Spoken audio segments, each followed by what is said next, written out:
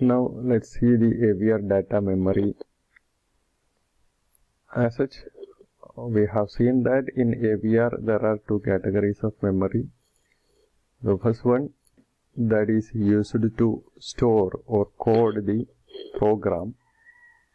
Hence this is referred to as program ROM, program read-only memory.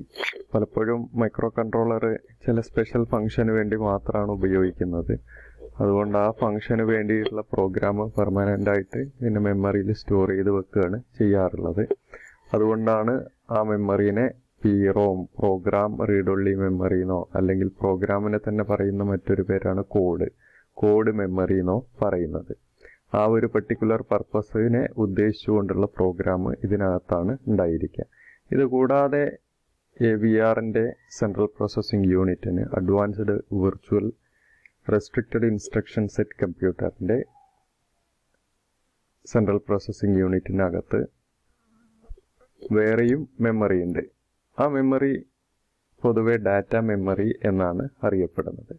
And the split up of this data memory is shown here. The data memory will have address from 0000 to RAM end address FFFF, provided it is a 16-bit wide address space, that is 64 kilobyte of address. This data memory is being splitted into three different categories irrespective of the class of AVR, whatever may be the class of AVR.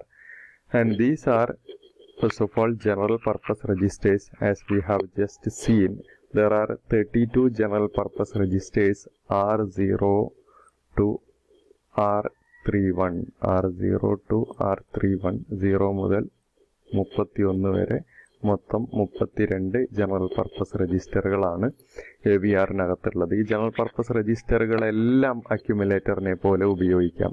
അങ്ങനത്തെ add ഇൻസ്ട്രക്ഷനാണ് നമ്മൾ കഴിഞ്ഞ വീഡിയോക്കകത്ത് കണ്ടത്. ആ ഒരു add ഇൻസ്ട്രക്ഷനിൽ R16 R17 വേണമെങ്കിൽ add ചെയ്യാം. Result അപ്പം സ്വാഭാവികമായിട്ടും R16 ആദ്യം പറഞ്ഞ രജിസ്റ്ററിലാണ് സ്റ്റോർ ചെയ്ത് വെക്കുക. These general purpose registers are 32 in numbers, so the first 32 address of the data address space is given to this general purpose registers. ആദ്യത്തെ 32 അഡ്രസ്സുകൾ 0000 മുതൽ 15, 16, 31 വരെയുള്ള 001F വരെയുള്ള അഡ്രസ്സുകളാണ്. And in any AVR there will be an IO memory space. This IO memory space is generally referred to as special function registers. അതും കുറച്ചെണ്ണമുണ്ട്. Generally 00 മുതൽ 3F വരെയാണ് ഇത് കാണിക്കാറുള്ളത്. 3F എന്ന് പറഞ്ഞിട്ടുണ്ടെങ്കിൽ 15 + 3 × 16, 48ഉം 15ഉം 63. 0 മുതൽ 63 വരെ എന്ന് പറഞ്ഞാൽ ജനറലി 64 മെമ്മറികളാണ് IO രജിസ്റ്റേഴ്സ് അല്ലെങ്കിൽ IO മെമ്മറി അല്ലെങ്കിൽ സ്പെഷ്യൽ ഫംഗ്ഷൻ രജിസ്റ്റർ എന്ന കാറ്റഗറിയിൽ ഉൾപ്പെടാറുള്ളത്. As this name indicate IO memory, this has the function of being acting as IO port. 8085 നമ്മൾ പറഞ്ഞ IO ഡിവൈസസ് ഡാറ്റ സ്റ്റോർ ചെയ്യുന്ന ഒന്നുകിൽ പ്രോസസ്സറിന് ഇൻടേക്ക് നടത്താൻ അല്ലെങ്കിൽ പ്രോസസ്സറിൽ നിന്ന് ഡാറ്റ സ്വീകരിക്കാനുള്ള പോർട്ടുകളെ പോലെയാണ് ഈ രജിസ്റ്ററുകൾ ആക്ട് ചെയ്യുന്നത്. അത് പ്രോസസ്സറിനകത്ത് നമ്മൾ മെമ്മറി എന്ന് പറഞ്ഞു, പക്ഷേ IO സെമി കണ്ടക്ടർ ഡിവൈസസ് ആണെന്ന് പറഞ്ഞു. IO ഡിവൈസിനെ ഇൻ്റർഫേസ് ചെയ്യാനാണ് എന്നുകൂടെ പറഞ്ഞു. ഇവിടെ ആ പേരൊന്നുമില്ല. ഈ ഒറ്റ ചിപ്പിനകത്ത് തന്നെ മൈക്രോ കൺട്രോളറിനകത്ത് തന്നെ ഒരു മെമ്മറി ആയിട്ട് ഇതുണ്ട്. ആ മെമ്മറിയിലേക്ക് IO ഡിവൈസസ് നമുക്ക് കണക്ട് ചെയ്യാം. ആ IO ഡിവൈസിനെ ഇതൊരു മെമ്മറി പോലെ അങ്ങ് സ്വീകരിക്കുകയാണ് ചെയ്യുക. And depending upon the purpose, these are given some special names. We will come across this in the next slide. ഒരു കാര്യം ഇവിടെ പ്രത്യേകം ശ്രദ്ധിക്കാനുള്ളത്, this IO memory has two different addresses. One coming from the data address space. Generally this address will be from 0020 to 005F. അതുവരെയുള്ള 64 എണ്ണം അഡ്രസ്സുകളാണ് അതിനകത്തുള്ളത്. ഇത് data memory space എന്ന കാറ്റഗറൈസേഷനിൽ പറയുമ്പോഴാണ് ഈ അഡ്രസ്സ് ഉപയോഗിക്കാറുള്ളത്. However these are given some IO addresses.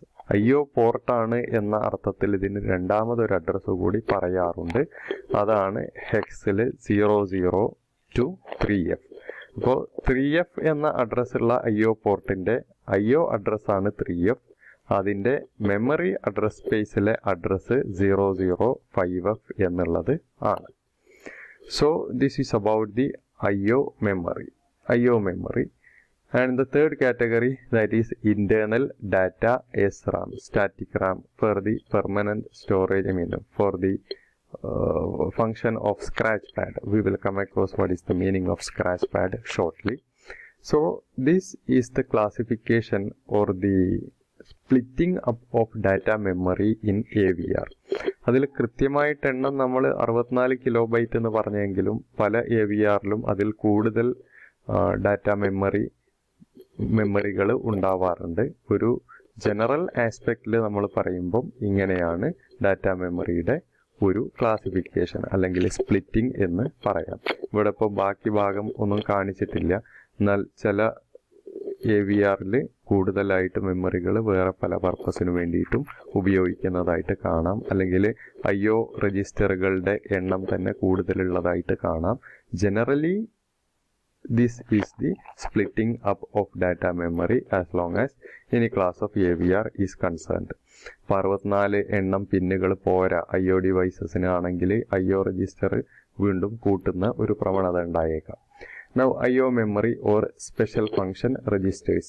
These are used for the control of peripherals. Peripherals are devices that are incorporated or interfaced with the central processing unit as long as a microcontroller is concerned. This include connection for ADC, analog to digital converter. എല്ലാ micro controller based സിസ്റ്റത്തിലും ഒരു input output control സ്വാഭാവികമായിട്ടും ഉണ്ടാകും. അപ്പം അങ്ങനെ വരുമ്പോൾ ഒരു processor based system ആണെങ്കിൽ നമ്മളെ സംബന്ധിച്ചിടത്തോളം IO ഡിവൈസിനെ ഇൻ്റർഫേസ് ചെയ്യാൻ ADC വേറൊരു ചിപ്പായിട്ട് ഉപയോഗിക്കുക ചെയ്യുക. ഇതിന് മൈക്രോ കൺട്രോളറിൻ്റെ കേസിൽ ADCയും ഇതിനകത്ത് തന്നെ വേണ്ടി വരും. ADC ഉണ്ടെങ്കിൽ സ്വാഭാവികമായിട്ടും IO ഡിവൈസിൻ്റെ കണക്ഷനും അതിൽ നമ്മൾ കാണിക്കേണ്ടി വരും. അപ്പോൾ ADCയുടെ പർപ്പസിന് വേണ്ടി മാത്രമായിട്ട് ചിലപ്പം പിന്നുകൾ ഉപയോഗിക്കേണ്ടി വന്നേക്കാം. ആ പിന്നുകളും ഇതിനകത്ത് ഉണ്ടാവേണ്ടി വരും. ADCയിൽ നിന്ന് കിട്ടുന്ന ഡാറ്റയും പ്രോസസ്സറിന് ആക്സസബിൾ ആകുന്ന രീതിയിൽ, മൈക്രോ കൺട്രോളറിനകത്തുള്ള സെൻട്രൽ പ്രോസസ്സിംഗ് യൂണിറ്റിന് ആക്സസബിൾ ആകുന്ന രീതിയിൽ ചില മെമ്മറി ലൊക്കേഷൻസിലേക്ക് എടുത്തു വെക്കേണ്ടതായിട്ട് വരും. IO പോർട്ട്, ടൈമർ,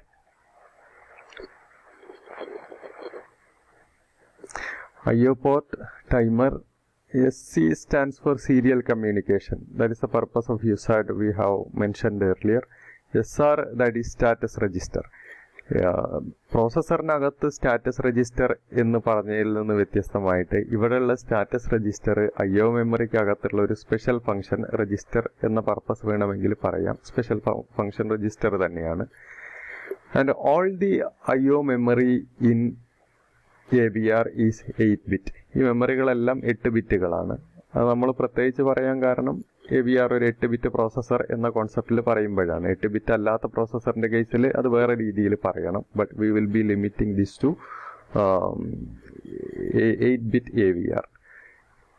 AVRൽ ഞാൻ നേരത്തെ പറഞ്ഞു IO മെമ്മറി കൂടുതൽ ഒരു പക്ഷേ ഉണ്ടായേക്കാം. പക്ഷേ മിനിമം ഉണ്ടാവേണ്ടത് 64 ബൈറ്റാണ്. 64 എണ്ണമാണ്. 64 എണ്ണം, ഒരെണ്ണം 1 ബൈറ്റാണ്, 8 ബിറ്റാണ്. അപ്പോൾ 64 ബൈറ്റ് ആണ് IO മെമ്മറി ഉള്ളത് AVRൽ. 64 ബൈറ്റാണ് ഉള്ളതെങ്കിൽ അതിനെയാണ് സ്റ്റാൻഡേർഡ് IO മെമ്മറി എന്ന് പറയുക. Is an AVR using standard IO memory എന്ന് പറഞ്ഞിട്ടുണ്ടെങ്കിൽ ഒരു കൊളോക്കിയൽ യൂസേജ് ആണ്. അങ്ങനെ പറഞ്ഞിട്ടുണ്ടെങ്കിൽ അതിൽ നിന്ന് മീൻ ചെയ്യുന്നത് this AVR has 64 byte of special function registers. അതിൻ്റെ IO അഡ്രസ് 00 മുതൽ 3F വരെ ആയിരിക്കും എന്നാണ് മനസ്സിലാക്കേണ്ടത്. എന്നാൽ അതിൽ കൂടുതലുള്ളതും ഉണ്ടാവാം, ഉള്ള AVRകളും ഉണ്ടാവാം. And that sort of AVRs are generally referred to as extended IO memory AVRs. Now internal data SRAM for the general purpose RAM. That is another split of data memory in AVR. This is used for the storage purpose for AVR programmers and C compilers. AVR-നെ C language use ചെയ്ത് programme ചെയ്യാറുണ്ട്, അല്ലെങ്കിൽ AVR-നെ assembly ലാംഗ്വേജിലും programme ചെയ്യാം. ഈ assembly language programmes save ചെയ്യുന്നതിന് വേണ്ടിയിട്ട്, assembler directives save ചെയ്യുന്നതിന് വേണ്ടിയിട്ട്, C compiler save ചെയ്യുന്നതിന് വേണ്ടിയിട്ടൊക്കെയാണ് ഇന്റേണൽ സ്റ്റാറ്റിക് റാം യൂസ് ചെയ്യുന്നത്. This is referred to as the scratch pad of AVR. Scratch pad എന്ന് പറഞ്ഞാൽ നമ്മൾ പെട്ടെന്നുള്ള പർപ്പസിന് വേണ്ടിയിട്ട് കോറിയിടുന്ന നോട്ട് എന്നാണ് അർത്ഥം. സ്ക്രാച്ച് കോറുക, പാഡ് ഈ പേപ്പർ, ഒരു റഫ് പേപ്പറുകളുടെ ഒരു കൂട്ടം എന്നൊക്കെയാണ് അർത്ഥം. പെട്ടെന്നുള്ള റിട്രീവൽ നടത്താനും വേണ്ടിയിട്ട്, പെട്ടെന്ന് കയ്യിലിരിക്കുന്ന ഒരു ഡാറ്റ എഴുതി വെക്കാനും അത് റിട്രീവ് ചെയ്യാനും വേണ്ടിയിട്ട് യൂസ് ചെയ്യുന്ന നോട്ടിനെയാണ് സ്ക്രാച്ച് പാഡ് എന്ന് പറയുക. Internal SRAM is the scratch pad for the AVR.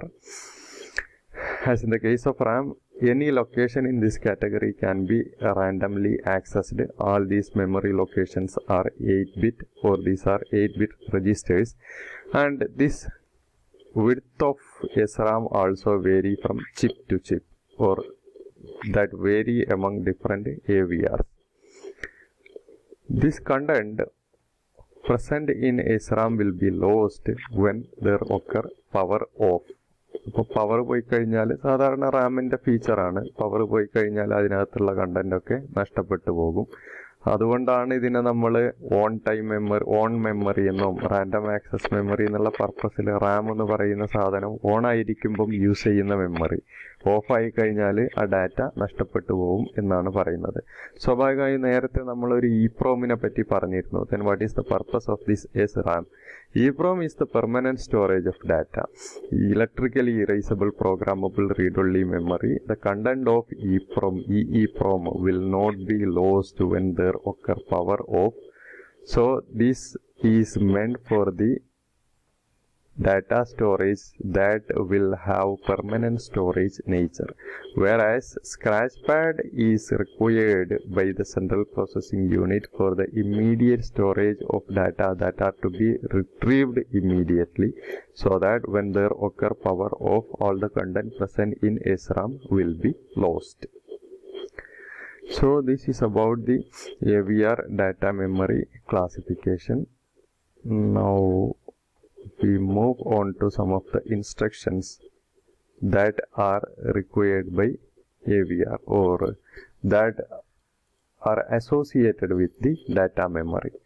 How a 8-bit of data can be loaded into a data memory. അപ്പോൾ നമ്മൾ നേരത്തെ പറഞ്ഞ ഏത് കാറ്റഗറിയിൽ പെടുന്ന മെമ്മറി ലൊക്കേഷനിലേക്കും ഇത് ലോഡ് ചെയ്യാം എന്നർത്ഥം. അതായത് ജനറൽ പർപ്പസ് രജിസ്റ്ററിലേക്ക് ലോഡ് ചെയ്യാനും വേണ്ടിയിട്ട് യൂസ് ചെയ്യാം, IO മെമ്മറിയിലേക്ക് ലോഡ് ചെയ്യുന്നതിന് വേണ്ടിയിട്ട് യൂസ് ചെയ്യാം, അതുപോലെ തന്നെ SRAM-ലേക്ക് ലോഡ് ചെയ്യുന്നതിന് വേണ്ടിയിട്ടും അതിൽ നിന്ന് സ്റ്റോർ ചെയ്യുന്നതിന് വേണ്ടിയിട്ടൊക്കെ ഇത് നമുക്ക് ഉപയോഗിക്കാം. നേരത്തെ നമ്മളൊരു രജിസ്റ്ററിലേക്ക് മാത്രം ലോഡ് ചെയ്യുന്ന ഇൻസ്ട്രക്ഷൻ പറഞ്ഞിരുന്നു, that is LDA instruction, whereas this is applicable in the case of last 16 registers. 0 to 15 പറ്റിയല്ല, 16 മുതൽ 31 വരെയുള്ള അവസാനത്തെ 16 രജിസ്റ്ററുകളിലേക്ക് ലോഡ് ചെയ്യാനായിട്ട് കഴിയുള്ളൂ LDA ഇൻസ്ട്രക്ഷൻ യൂസ് ചെയ്തിട്ട്.